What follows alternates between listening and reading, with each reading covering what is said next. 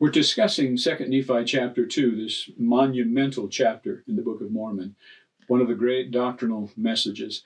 Brent, why don't you pick us up with about verse 15? Well, one of the things that I would say is that there is one phrase that of this chapter that's probably used in the church more than any other phrase from this chapter, but it's important to see the context of why Lehi is using it, because then we understand the doctrine.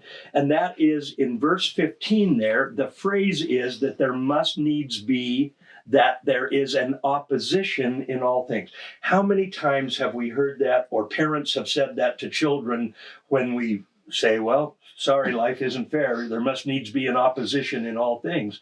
But I think it's important in verse 15 that you see it's in the context of Adam and Eve.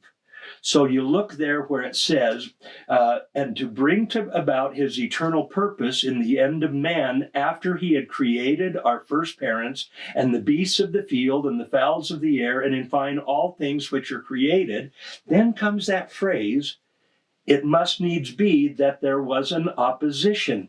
Now here is the opposition that Lehi is talking about. It's not just generic opposition that we would think of, even though that's an important element of agency. And it's linked inextricably to moral agency. Absolutely. And that's the first part of that chapter there. But he says, even the forbidden fruit in opposition to the tree of life. This is the context for the opposition.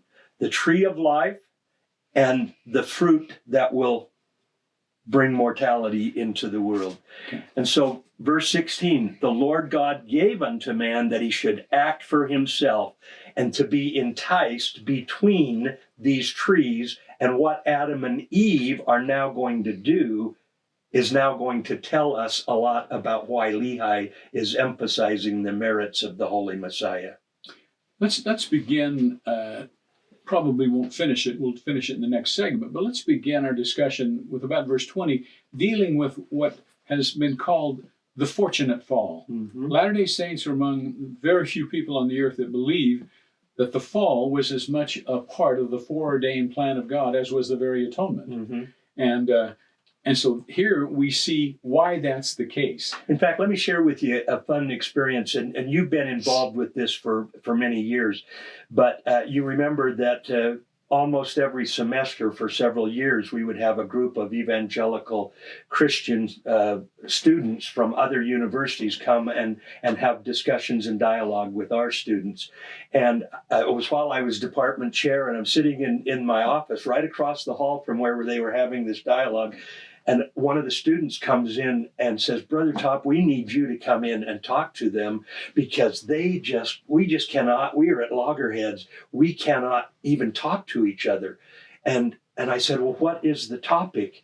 And this concerned BYU student said, well, we're talking about the fall. And I said, do you realize why you're at loggerheads? And she said, no, why are we at loggerheads? I said, you have the Book of Mormon. And that's really the difference, is that how we understand the fall comes from this right here. If I could illustrate it by personal experience, one Protestant pastor and I were chatting. He said, okay, I've heard you through. I've heard what you had to say. He said, let me see if I can characterize just how different we are on the fall. He said, when you see Adam and Eve one day, you want to walk up and give them a high five. Mm-hmm. He said, when or I a big see hug. them, yeah, big hug. He said, when I see them, I want to swing at them. Mm. I want to spit on them. I want to yell at them because of what they've done to us. Mm-hmm. That is about as dramatic a difference as you can imagine. And that's why this section is so beautiful and so significant. Well, we'll pick up with that in our next segment as we consider what the fortunate fall consists in.